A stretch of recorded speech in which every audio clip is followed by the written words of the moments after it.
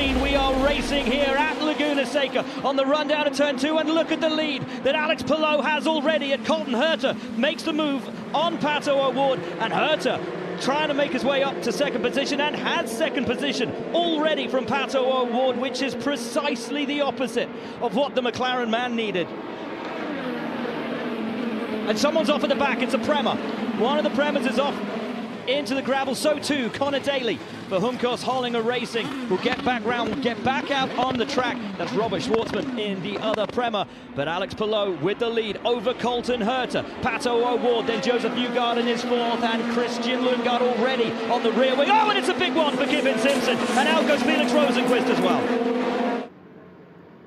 Oh, he got in. Kevin Simpson got in the back of Rosenqvist. It looked like side-by-side contact.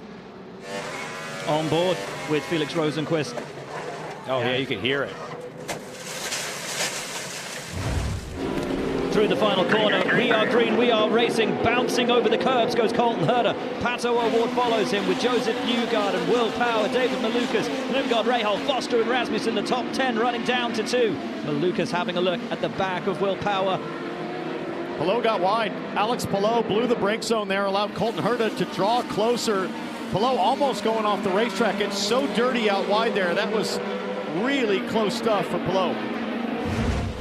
Lundgaard, he said yesterday when he was on our Indy Next coverage that he'd be going on the charge, and he is on the charge, and he's up to 6th place on David Malukas as Rasmussen, always exciting, gets his rears out onto the gravel, and now Graham Rahal tries to go round the outside of Malukas on the run back up the hill, and Malukas says not right now, as Rasmussen now takes advantage and takes the position from Graham Rahal. Jacob Abel's day is done.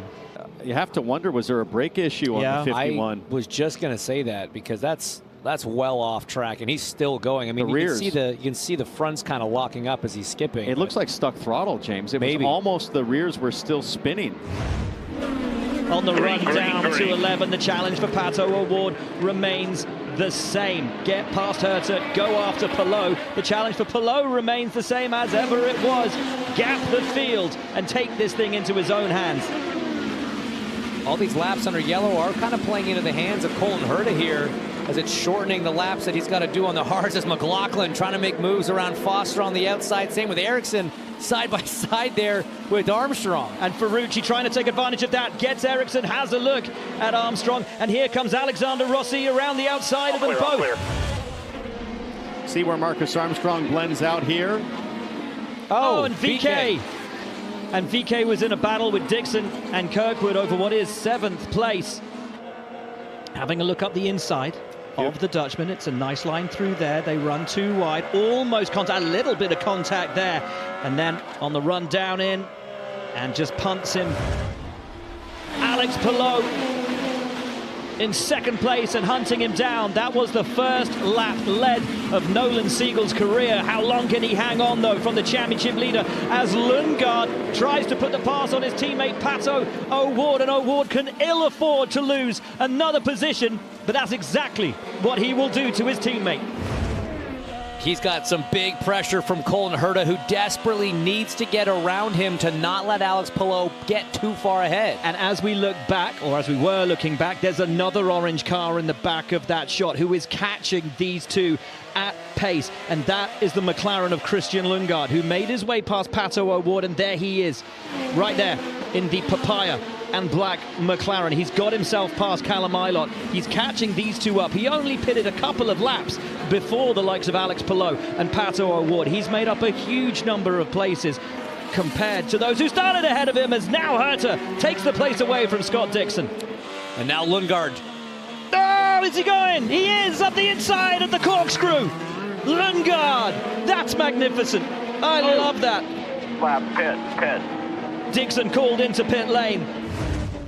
And folks, listen, we thought that Lundgaard had got ahead of Herta thanks to strategy. He didn't. It was a move, and it's so good we've decided to make it the Pennzoil moment of the race. Look at this, just huge commitment, lunging in on Colton Herta. They had contact at the exit, and that would have been a surprise for Colton Herta. Marcus Ericsson seems to have had a spin around somewhere. He has, made exit of 6 on the way up to the corkscrew.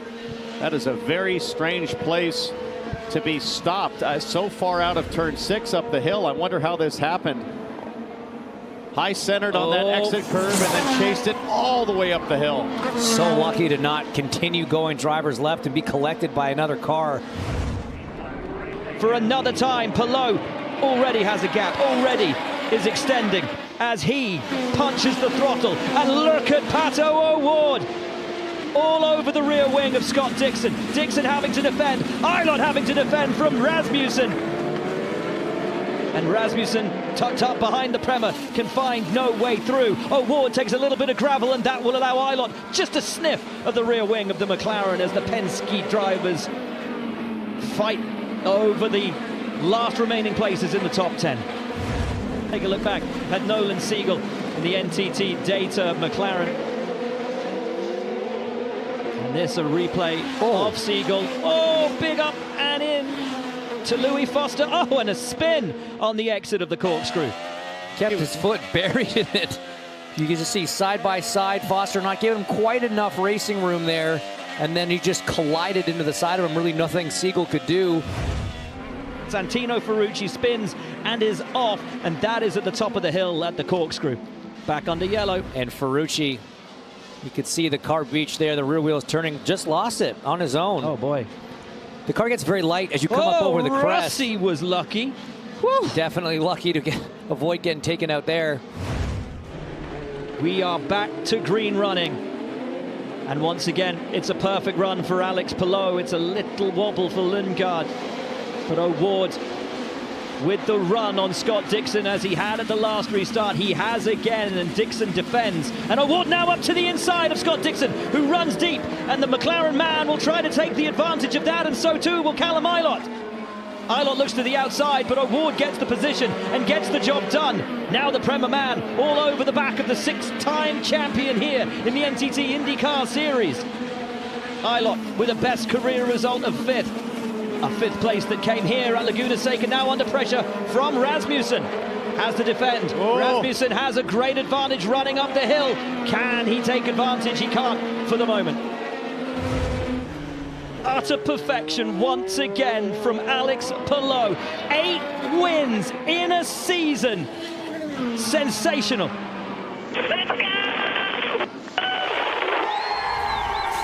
Another win for Alex Palou. A brilliant drive. Lundgaard and Herta deservedly on the podium. O'Ward couldn't quite get done what he needed to, but Dixon coming home in 5th. Up next, it's the BitNile.com Grand Prix of Portland, Sunday, August 10th at 3 p.m. Eastern on Fox.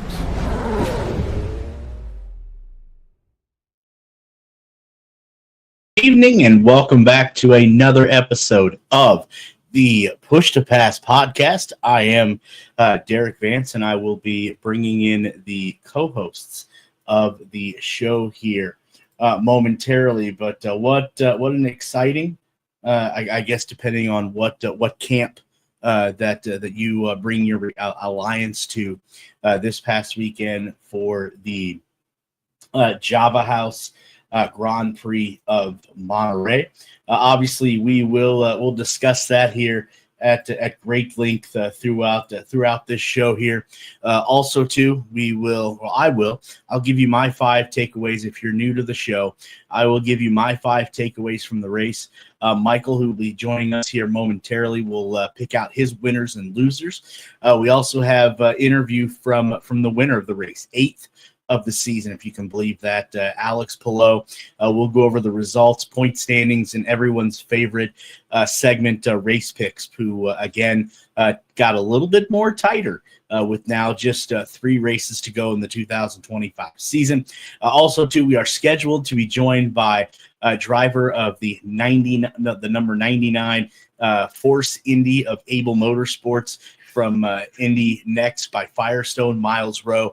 We'll have to see how that happens, because I know he had some travel issues earlier in the day, so we'll see if Myles is able to stop by. And then we'll go over some news and notes from the week, and then we'll get on out of here. So hopefully we can get this pretty tight shipped here. Again, like I said, just 3 races left to go. So let me bring in the co-host of the Push to Pass podcast. I know everyone's favorite. They were waiting for him to show up. I know last week he was under the weather a little bit. Hopefully he's feeling better. But Michael is here to join us. Michael, good evening.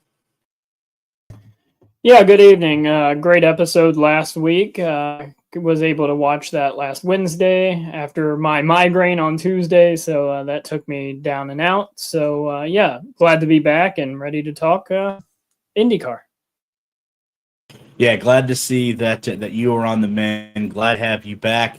Speaking of episodes of the Push to Pass podcast, before we get into some exciting news, we want to wish our other host, Josh, who is off this evening, a happy 39th birthday. So, Josh, they're turning the big 3-9, not the 4-0. That's 1 year from now, but happy birthday to Josh there, celebrating his birthday this evening. But some great news that just took place actually for the podcast last week.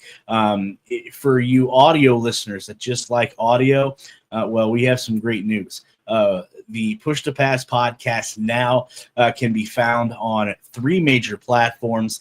That is Apple Podcasts, Spotify, and Amazon Music. So if you're looking for the Push to Pass podcast now, you can find them on those 3 outlets. And Michael, I know when I broke the news to both you and Josh over the weekend, a lot of excitement from both of your camps.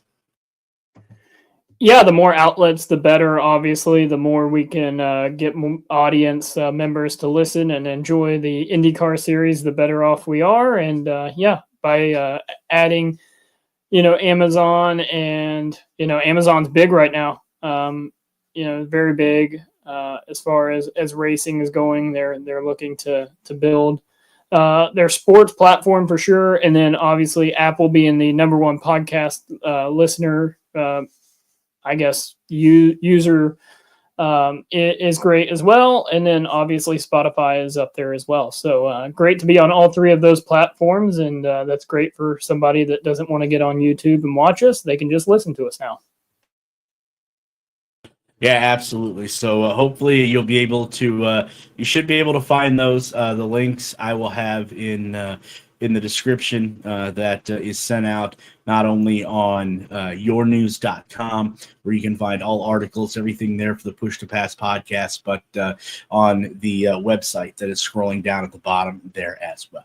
All right, since we got the news out of the way, let's get into what everyone has tuned in this evening to listen to us banter about, and which was this past weekend's race, the Java House Grand Prix of Monterey.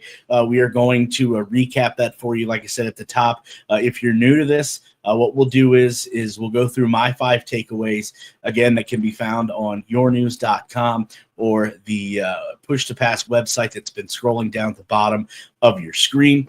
Michael will go over his winners and losers from the weekend. We'll do interviews, race results, point standings, and then we'll talk about our race picks as well. So, Michael, let's get into it.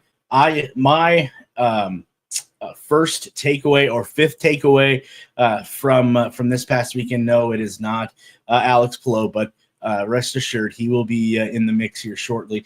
Team Penske.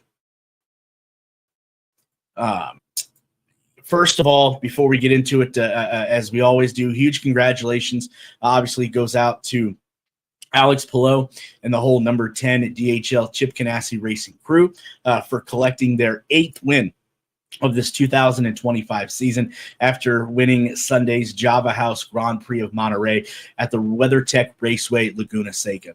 Palou breezed to a 3.795 second win over second place finisher Christian Lundgaard in the number 7 Velo Aero McLaren Chevrolet to extend his points lead over Newgarden's teammate Pato O'Ward to 121 points with just 3 races left in the season. So here are my 5 takeaways. Again, number 5 is a bounce back day, in my opinion, Michael, for Team Penske.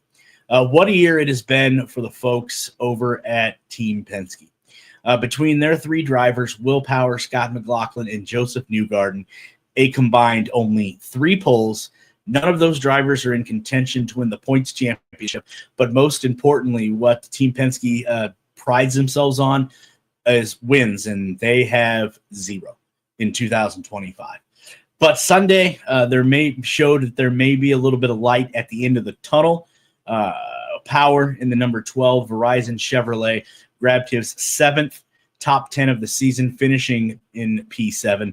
Scott McLaughlin in the number 3 Expel Chevrolet secured his 6th top 10 of the year, placing 10th, while Newgarden in the number 2 Astro Chevrolet just missed the top 10 by 1 spot, finishing 11th. So, Michael, it begs the question with the bounce back day that Team Penske had with just 3 races left in the season. Is this a building block for Team Penske to launch them into 2026? Yeah, with the announcement of the leadership team, probably they're working towards. I would say they're already probably focused on 2026. This season's pretty much a wash for them. Although we do have a couple ovals coming up, so you look at McLaughlin and Joseph Newgarden for those 2 races, but just trying to figure out the new leadership in the organizations, probably, working out how they want the organization to flow and how they want the cars to be prepared and things like that. There's a lot, they lost 3 key people. So, it's a big deal. So, 3 new executives come in, you got a lot of, stuff to kind of iron out and how they perform, in the shop and throughout the race weekend. So, yeah, I would say that, the last, 4 races, now 3 to go, is kind of going to be ironing out those kind of details and trying to prepare for 2026. Yeah, I definitely agree with that as well. You brought up that, this season obviously is not what the captain and everyone over at Team Penske expected. It's not that Penske perfect type season. That is the expectation year in and year out. So definitely going to be interested to see what changes are made to that organization and to all 3 of those teams going into 2026. My 4th takeaway from this past weekend has to do with a particular team that found themselves in another solid weekend, and it is Arrow McLaren. I know that Zach Brown, the CEO Zach Brown, all he can ask of his stable of drivers is to be consistent, and it seems like for the last few races or race weekends, Michael, there hasn't been a more consistent finishing team than Arrow McLaren, and they showed that again on Sunday. Lundgaard, who we mentioned earlier, did grab his 5th podium of the season, 8th of his career. Pato O'Ward, who lost a little bit of ground in the point standings, we'll talk about that as the show unfolds, secured his 9th top 5 of the season, finishing 4th. And Nolan Siegel in the number 6 NTT Data Arrow McLaren Chevrolet did finish further back, 18th, but he was able to lead 11 laps, first lap of his career. So I know there's been a little bit of shuffling the last couple years, Michael, at Arrow McLaren, but has Zach Brown finally found his stable of drivers to lead Arrow McLaren into the future? Well, I would say yes, and I say no, because I do think Lundgaard's doing really well this year. I think obviously Pato with the couple wins he's got. Nolan Siegel's the one that I question the most. Doesn't have a ton of experience, but he's coming to tracks for the 2nd time now, and he's still making those rookie mistakes. If you were here for the intro video, you've seen, or if you watched the race on Sunday, you've seen that the collision he had there with a few laps to go. Is those kind of mistakes that, cost you points in the championship, points in the leader circle, and things like that. So I think Siegel really needs to focus and not put himself in those situations, because his teammates are running in the top 5 to 7 every race weekend, and somehow he manages to win, to end up towards the back half of the field. So he's got to clean up those kind of mistakes to perform as well as his teammates, because, you know, you can only judge yourself on your teammates, and all three of them have the exact same equipment. So if you look at it from that perspective, he's on the back foot there. Yeah, no disagreement there. I know it seems like this year especially, and again, maybe this has to do with lack of experience behind the wheel compared to both Pato O'Ward and Christian Lundgaard. But yes, Nolan Siegel has been the weak link, but I think back to, Nolan Siegel's only, 19, 20 years old, and obviously he has shown, in my opinion, Michael, a lot of growth from the time that he stepped in last year, the situation that he stepped into with Dale Coyne, to now. Obviously, he's got Tony Kanaan, TK in his ear. Some great leadership there. Kyle Moyer is over there as well. So I think Nolan Siegel has definitely grown this year, and it's going to take time, obviously, because, again, lack of experience behind the wheel, Michael. But I think in a year or two, I think Nolan Siegel may be leveled up enough to the likes of Christian Lundgaard. Maybe not quite Pato O'Ward with driver experience and driver skill, but I think he could stay right there with Christian Lundgaard.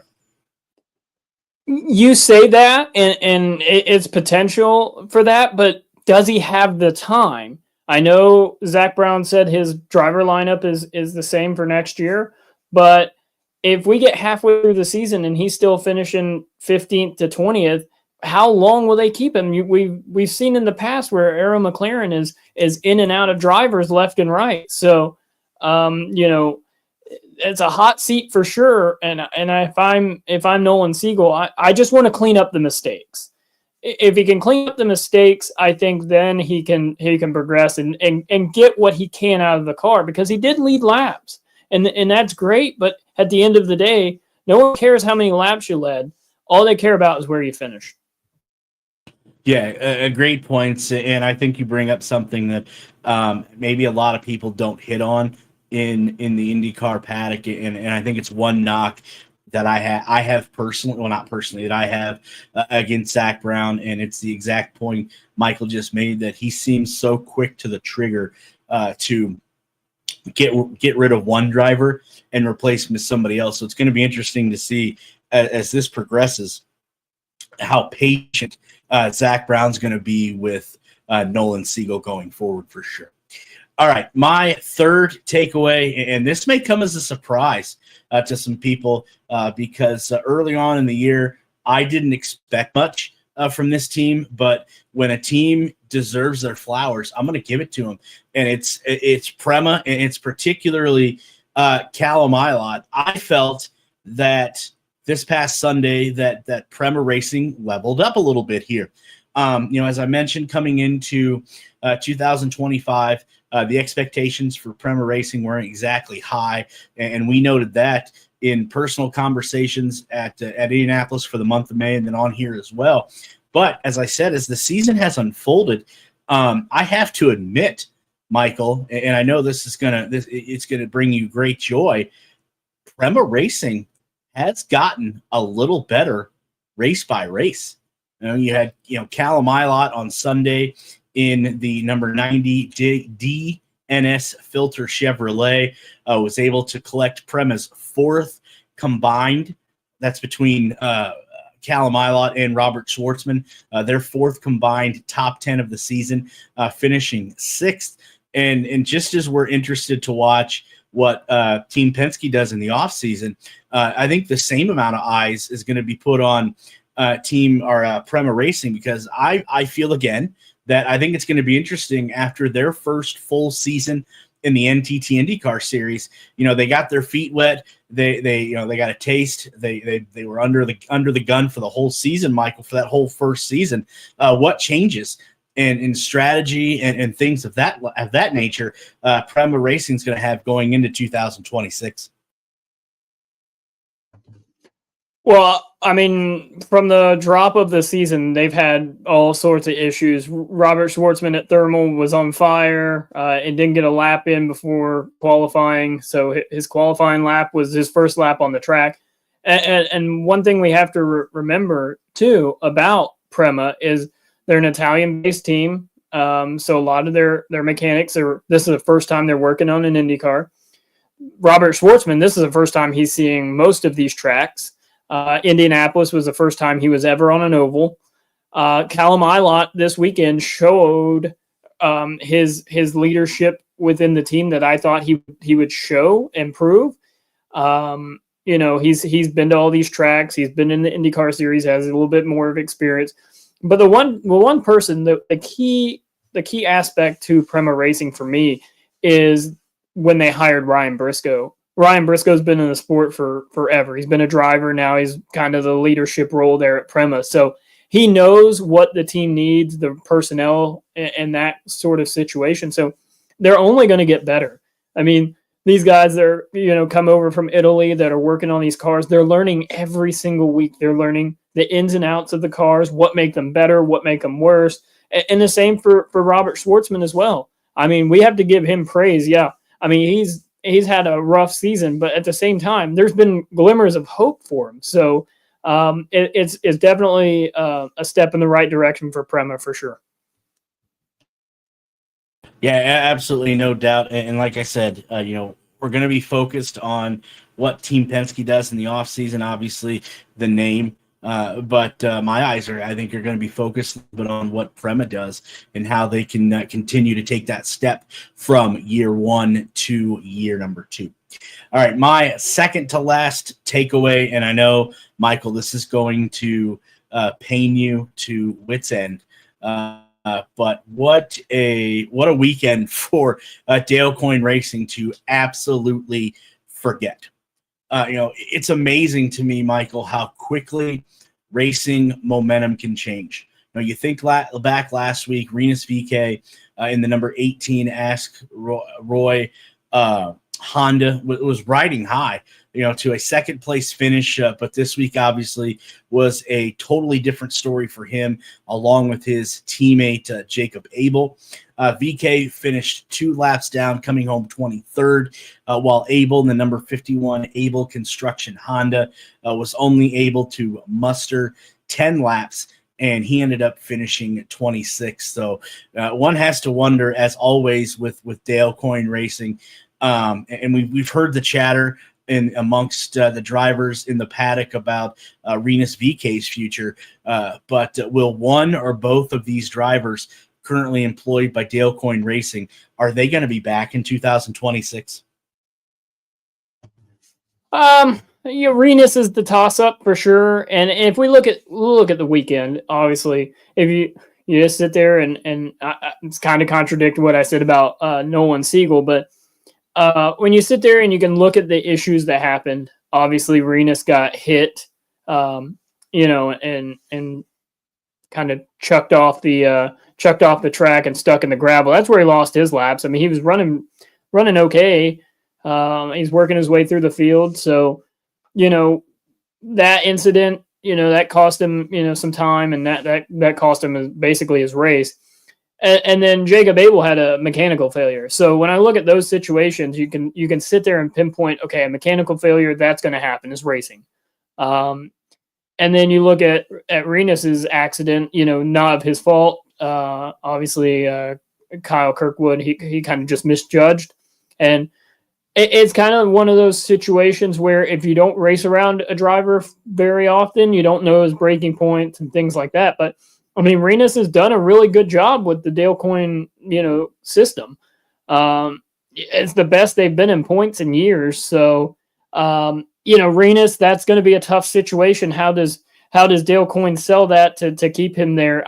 Honestly, it's a good fit for Rinus because it reminds me so much of, you look at David Malukas and how well he did for Dale Coyne and kind of moved over. So what one of these bigger teams are looking at a potential, hiring of Rinus VeeKay, and you talk about Team Penske, Will Power doesn't have that contract. So, David Malukas could be potentially, that's the name that keeps getting thrown around to fill that.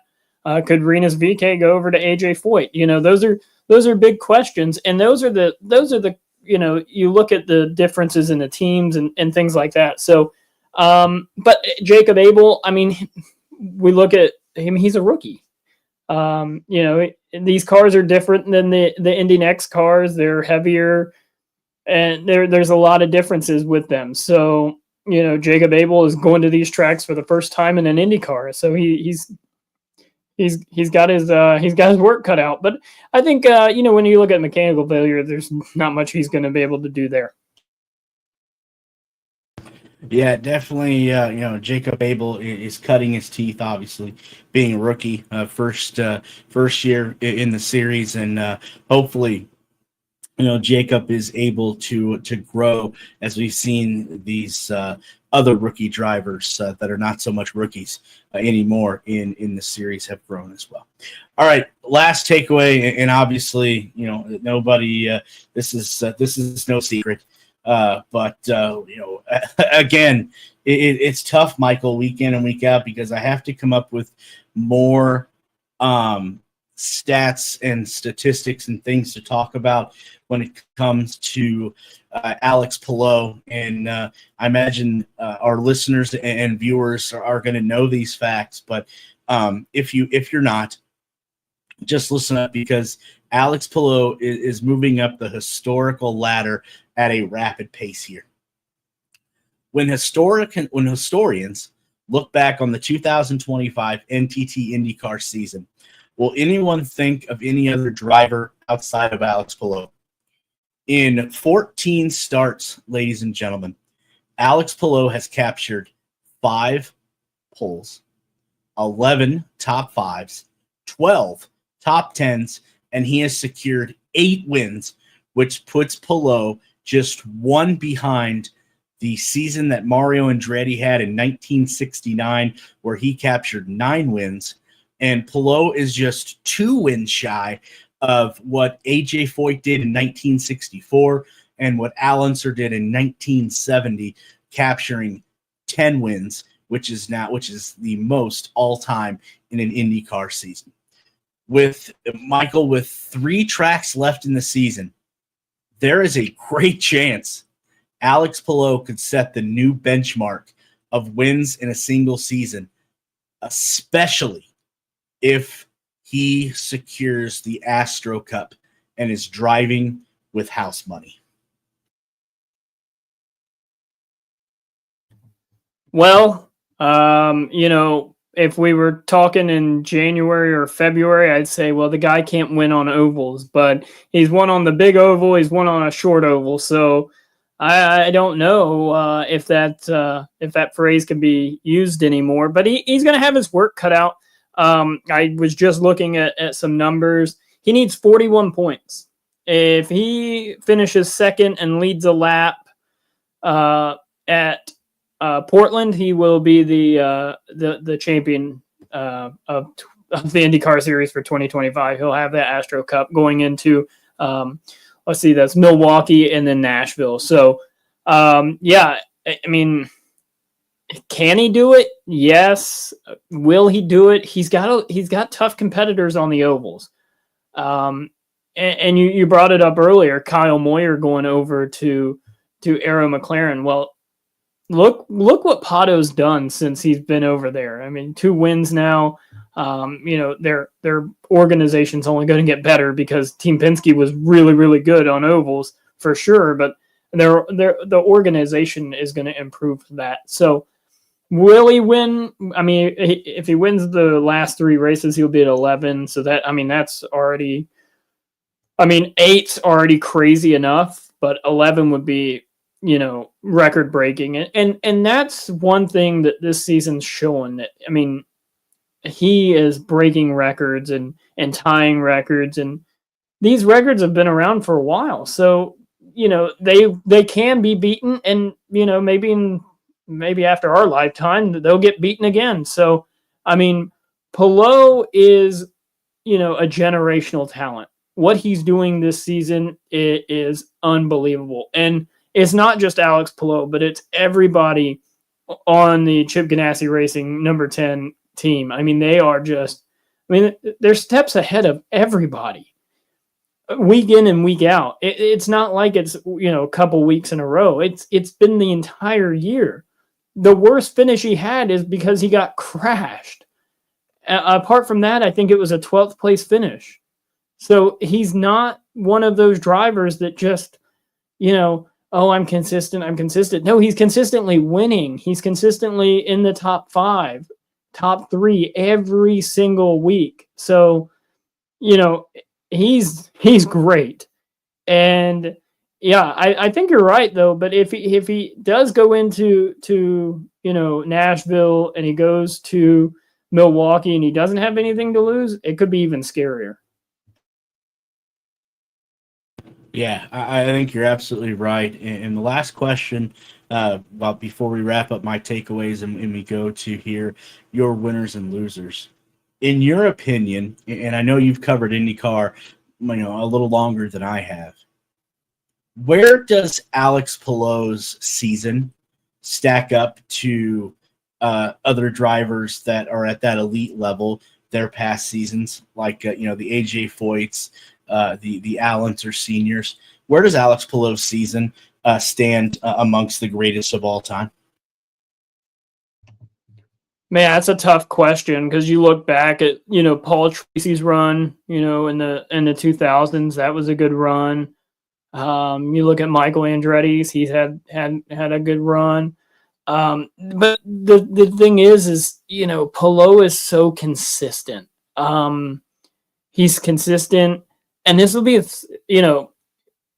unless he has, an engine failure lap 1, of all these next 3 races. I mean, he's basically, like I said, 41 points. It's, he could still lose the championship, and the math is still there for him to lose it. But he's pretty much, if he loses it, I think that would be even more remarkable than him winning it at this point. Where it ranks, this season for him, the 500, winning 8 races already, it's up there. It is up there. So, it's definitely a season that IndyCar fans will remember, and hopefully a lot of them will forget or have nightmares about. So, winning the 500 is enough. Most drivers would say, hey, if I win the 500, I don't care. I could finish dead last in every other race. But, winning the championship's just icing on the cake at this point. Yeah, I think you're absolutely right. And I think you bring up a great point that, if a driver was to win the Indianapolis 500 in, whatever year, obviously they're gonna be satisfied. But I'm not sure what satisfies Alex Palou at this point. Michael, let's hear your winners and losers from Sunday. Unfortunately, we've hit just about all of them at some point or another. My winners, I had Callum Ilott and Arrow McLaren. I put them in the winners, except for Nolan Siegel. We talked about that. The only other winner I have was Christian Rasmussen. It's kind of a good comeback for him. He's kind of been off last few races and coming back, finishing in the top 10. Really at boost to kind of, get that team going again. They've been in the news a lot, Java House being, the primary sponsor of the race and primary for Ed Carpenter Racing most of the year. They got the new shop they're planning on building in Westfield, Indiana. So they've been in the news, and it's good to see them performing on the racetrack as well. My losers, we talked about Nolan Siegel, talked about Rinus VeeKay. Kiffin Simpson, just, bad luck there at the beginning. Lap 1, crash is always, hard to handle and hard to take. And, I seen on, social media, he was very apologetic to Felix Rosenquist for, kind of ruining his race. The one that we really haven't talked about and we need to talk about is race control. We cannot have drivers sitting in the middle of a racetrack and not throw a caution. I don't care if we're in the middle of a pit cycle. A caution on lap 1 is a caution on the last lap, is a caution on any lap. If a driver is spun out and is in danger of their life being taken by getting hit by another competitor, it is a caution. End of story. I don't know what race control was doing, but they have failed dramatically. And thank God that Rinus VeeKay wasn't hit while he was stuck in the gravel trap. And even worse, Marcus Ericsson at the top of the hill before the corkscrew. I don't know what they're doing in race control. They really need to get it together. I hope that they have a good long meeting this week and can get some things figured out. And then whoever is doing the scheduling for Southern California, do they not know that it is foggy in Southern California right there by the bay? I mean, we had to cancel a practice. One of the Indy Next races had to get moved. Things like that. That just shouldn't happen, because it's not the first year they were there. And and I understand the helicopter has to fly, and that was one of the big issues, is that the medevac helicopter was grounded due to weather. But this isn't the first year IndyCar has been to Southern California, so those are the two. I would say I could get rid of every other one, and we could spend hours talking about the failures of race control at this race. All right, good stuff there. You can, again, as always, you can find my 5 takeaways along with Michael's winners and losers over at yournews.com under the auto racing section. And then also you can find it at Push to Pass podcast website that scrolls down at the bottom periodically. All right, let's get into the results from this past Sunday, if you did not see them. Obviously, the podium was Alex Palou, Christian Lundgaard, Colton Herta. Michael, somebody hit it big with picking Colton Herta this weekend as well. We'll tell you that here shortly. Followed by Pato O'Ward, Scott Dixon, Callum Ilott, Will Power, Marcus Armstrong, Christian Rasmussen, and Scott McLaughlin round out your top 10. Then it was Joseph Newgarden, Graham Rahal, David Malukas, Connor Daly, Alexander Rossi, Kyle Kirkwood, Louis Foster, Nolan Siegel, Stingray Robb, and Devlin DeFrancesca round out the top 20. Then Robert Schwartzman, Santino Ferrucci, Rinus VeeKay, Felix Rosenquist, Marcus Ericsson, Jacob Abel, and Kiffin Simpson round out the 27 car field. All right, taking a look at the point standings, like we said, just 3 races, if you can believe it, left in the 2025 NTT IndyCar Series season. Leader by 121 points is Alex Palou, followed by Pato O'Ward, Scott Dixon, Kyle Kirkwood, Christian Lundgaard, Felix Rosenquist, Colton Herta, Marcus Armstrong, Will Power, and David Malukas round out the top 10 in points. Then it is Rinus VeeKay, Scott McLaughlin, Santino Ferrucci, Christian Rasmussen, Joseph Newgarden, Kiffin Simpson, Connor Daly, Alexander Rossi, Graham Rahal, and Marcus Ericsson round out the top 20. Then finishing is Nolan Siegel, Louis Foster, Robert Schwartzman, Callum Ilott, Stingray Robb, Devlin DeFrancesca, and Jacob Abel make up the full schedule 27 car field. Michael, before we wrap up the Java House Grand Prix of Monterey, looking at the results and point standings, anything else that you want to add to that before we get to our race picks?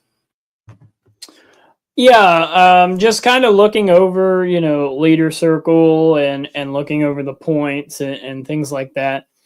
Is there any driver or drivers that you think are on the hot seat for the 2026 season? Because I there's a couple that I have.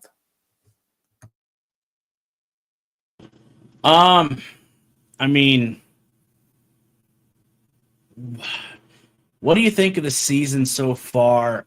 I know he started out with great finishes with a new team, but it seems like since the fire that took place at the Indianapolis 500, the first one that comes to my mind is over on the Ed Carpenter Racing. As much money as they've now invested in that group, with one of those I would come to mind, Alexander Rossi. Would that be one of the ones that you would pick? No, not Rossi, but I mean that team. I think they're in a rebuild situation. I don't feel like he's on the hot seat yet.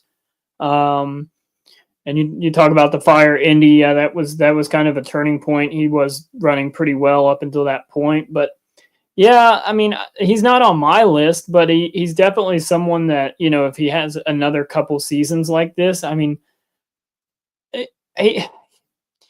he's a driver that I feel like has struggled since he won the Indy 500, if I'm being honest. He won the 500 his rookie year, and that was really all we really seen from Rossi. And he has a great fan, base, and a lot of people love him. And I mean, I'm not here, here or there for him. I just cover the sport. But when I look at it, it's just like, he was with Andretti. And now it's like, what's happening? What's happening? So I could see where you're coming from with that. Is there somebody else that you were going to mention? And another one came into my mind when you talked about, since they've won the 500, you haven't seen much from them.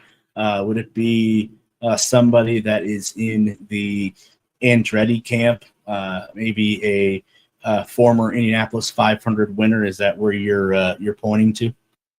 Yeah, that's one of them, and we can go with Marcus Ericsson there. Yeah, I mean, man, he's had terrible luck this year, and he's just, since he's won the 500, it's just been like stale.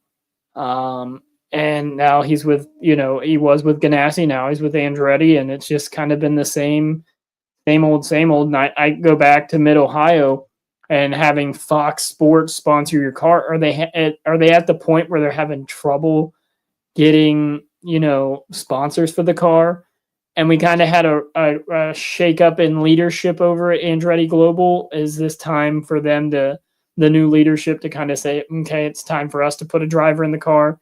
I feel like that's a possibility. The two others that come to mind for me is, unfortunately, Stingray Robb. I love Stingray Robb.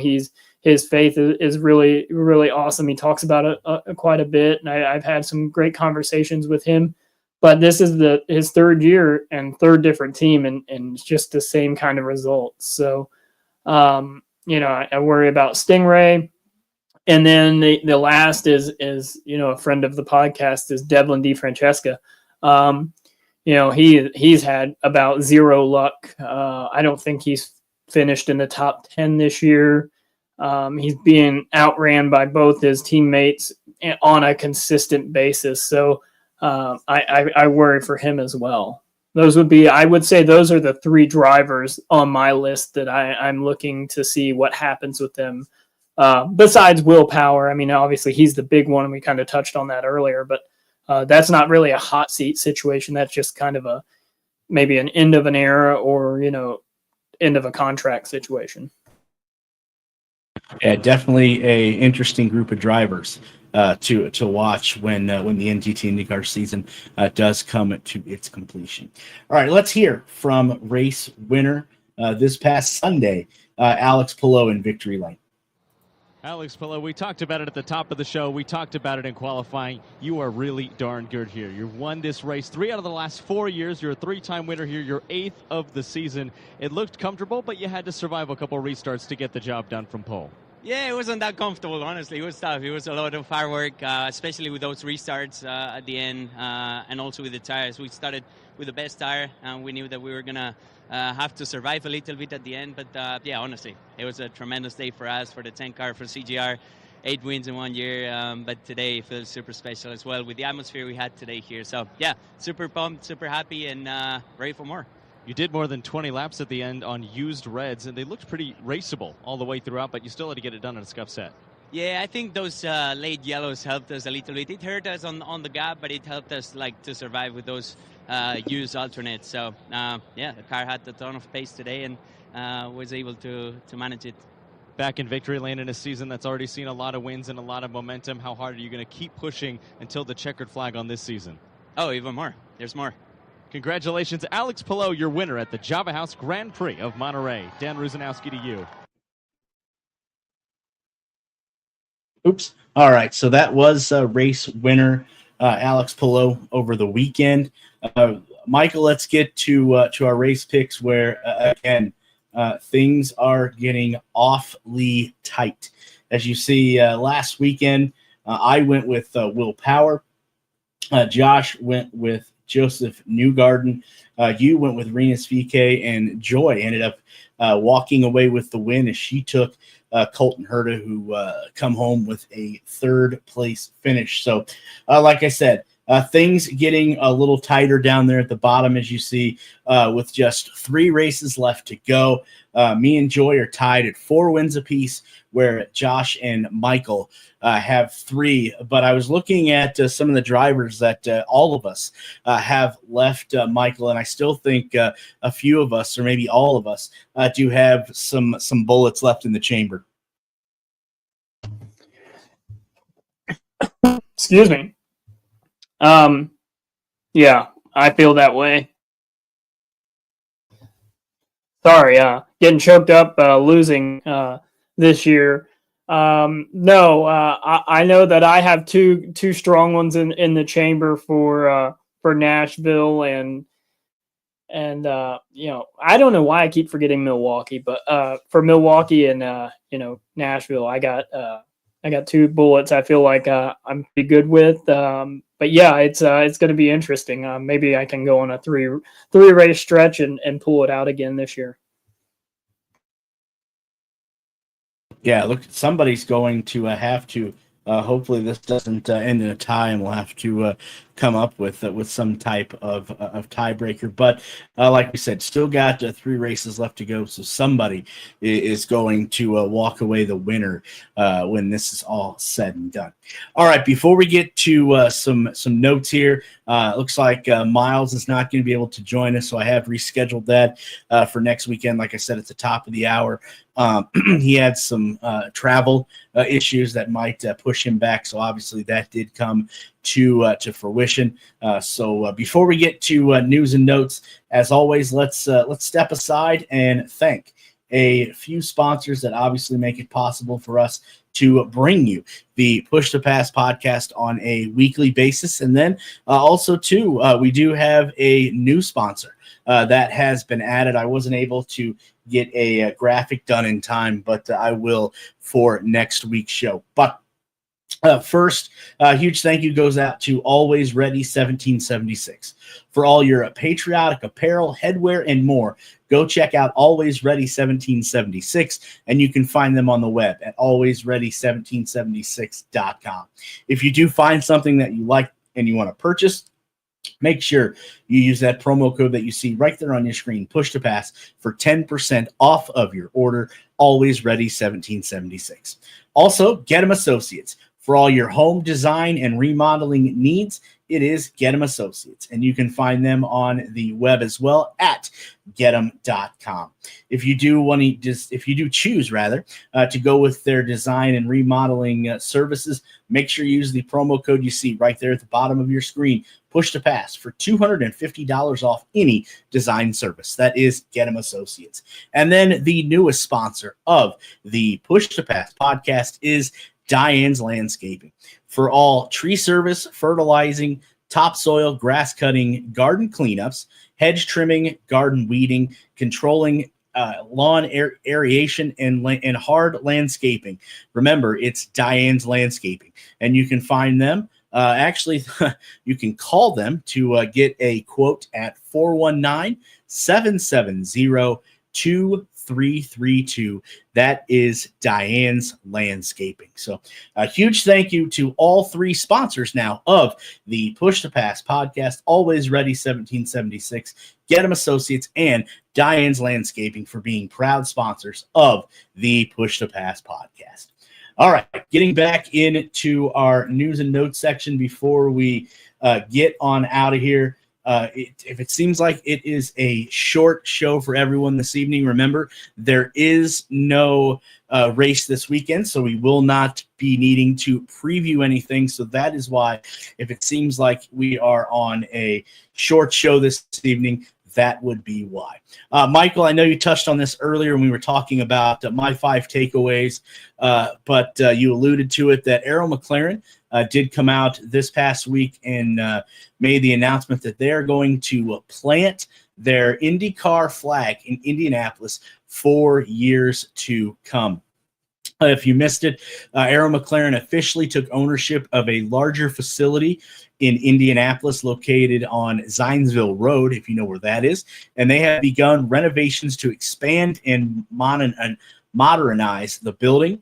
Arrow McLaren is proud to keep its roots in Indianapolis, the city that is touted as the racing capital of the world. So, Michael, Arrow McLaren taking over, I believe that is that the former Andretti building, I think, if memory serves me correctly. But Arrow McLaren, as I know we've documented on this show numerous times, the money that they're putting in their IndyCar program now, especially planting those roots deep in Indianapolis for years to come.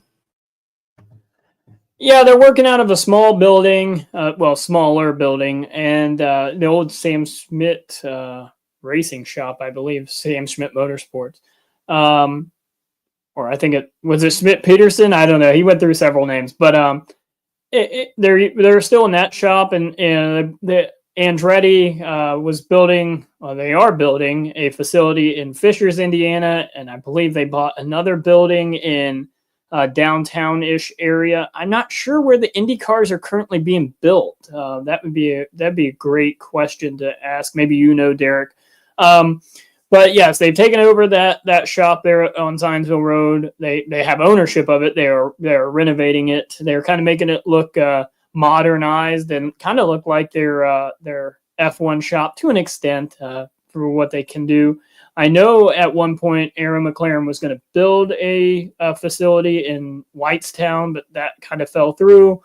So this was the next best thing, with Andretti building a mega facility in Fishers, which was supposed to be for their IndyCar team, but since Cadillac and Andretti got into Formula One, there's some sticky points there to where with Formula One, there's a budget cap, and Formula One has regulations to where you can't produce other cars for other series in the same shop, because you could produce parts for the IndyCar, and they're actually made for the Formula One cars. So that's a big sticking point there. So they're building this gigantic building in Fishers. I actually was able to drive by it just the other day. It is massive, and it'll be the Cadillac F1, which basically is just Andretti global Formula One, but Cadillac put a lot of money into it, so it's Cadillac F1. And I believe they're going to be building the Indy cars in the building that was the Indy Star building, if I remember correctly. Derik, you might be able to know a little bit more about that. Yeah, that I have not heard yet, but definitely glad to see Arrow McLaren. Again, we've documented, for the last year or so, how much money they're putting into their IndyCar program. So obviously, they're waiting on the results, which I think are slowly trickling in. But now they've definitely, planted their roots in Indianapolis and are going to stick around here for the foreseeable future. Michael, before we drop the checkered flag on another episode of the Push to Pass podcast and we slide on out of here, anything else that I may have missed that you want to cover or talk about here?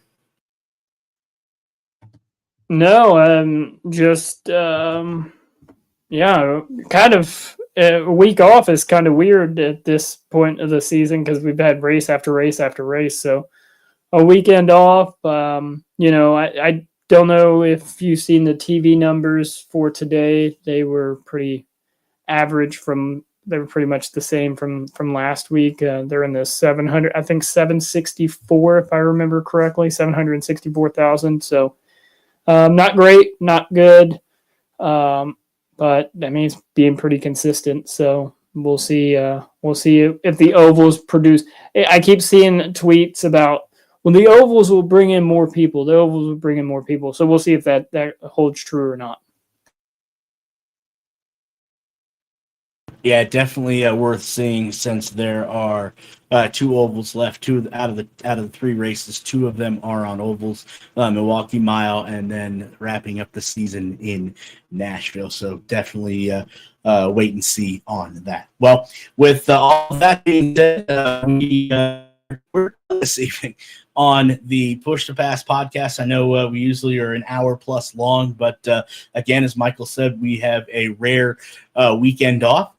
So we will be back next Tuesday to preview the BitNile Grand Prix of Portland. I think that's right off the top of my head. I think that's what that is, the BitNile Grand Prix of Portland out at the Portland International. I think it's Portland International Raceway. So we'll be back to preview that next week. Obviously, we're going to have, hopefully, if ever we can get everything scheduled correctly, Myles Rowe will be joining us next week, and then Josh should be back, barring anything that happens to him, and myself along with Michael will be here as well. So, huge thank you to everybody that tuned in on YouTube, Facebook, and X. I think we just pushed just over 50 viewers this evening, so huge thank you to everybody for that. If you did miss any of today's show, you can always go back on YouTube and watch the video portion, or as I announced earlier in the show, you can go to Apple Podcasts, Spotify, where else? iHeartRadio. I know you can get podcasts there. I know I'm forgetting one. Amazon. There we go. Amazon Music. You can find it at all of your major podcast outlets as well. So for myself and Michael and Josh, who is not here this evening, again, happy birthday to him. Thanks, everybody, for tuning in. And like I said, we'll be back in 1 week's time to preview the BitNile Grand Prix of Portland. So until then, until 1 week's time, so long, everybody. Colton Herta, Laguna Seca in your family name just seems to mean success. How was it out there today? It was good. I'm so happy whenever we get to come back here. This place has been great to me, been great to my family, and it's a real treat. It's a real driver's track to come out here, especially in an Indy car. You know what it's like to get everything out of it. It's difficult. So always happy to be on the podium here. The Cambridge Honda was super fast, and we'll carry this momentum into Portland in 2 weeks. Congratulations, buddy. Christian Lundgaard is the best in class behind Alex Palou. 5th podium of the season and a great battle with Colton Herta. How'd you get by him and hold him off? Yeah, I obviously knew that the pit sequences are really key around here, and we went into this race not knowing if it was going to be a red race or a prime race. So it ended up being a red race, and I just can't thank this team enough. Apparently, this is the most podiums we've had in a year, so I'm very proud of the number 7 Velo Aero McLaren Chevrolet team. As a team, 11 podiums this year, all across the board for Aero McLaren, and Christian Lundgaard finishes second. 8 wins on the season for Alex Palou. The reactions just as good every single time. How do you perfect perfection like you have done? I don't know. Honestly, what an amazing job by everybody at CTR, at Honda, DHL for giving us everything we needed to be as fast as we were. It's been an awesome weekend, awesome year overall, but today was something else. It was super fun to be here. One of my favorite tracks for sure. Couldn't be happier right now. How were you able to re-strategize under those late yellows? Yeah, I mean, it was not easy. Like, we had to push, we had to try and be ready for those yellows. We knew that we were not on the best conditions on tires, especially the 26. I was waiting for him to come back at the end, but luckily we had enough pace to open a small gap and get the win. And we will let you celebrate, rightfully so. Alex Palou, 8th win on the season.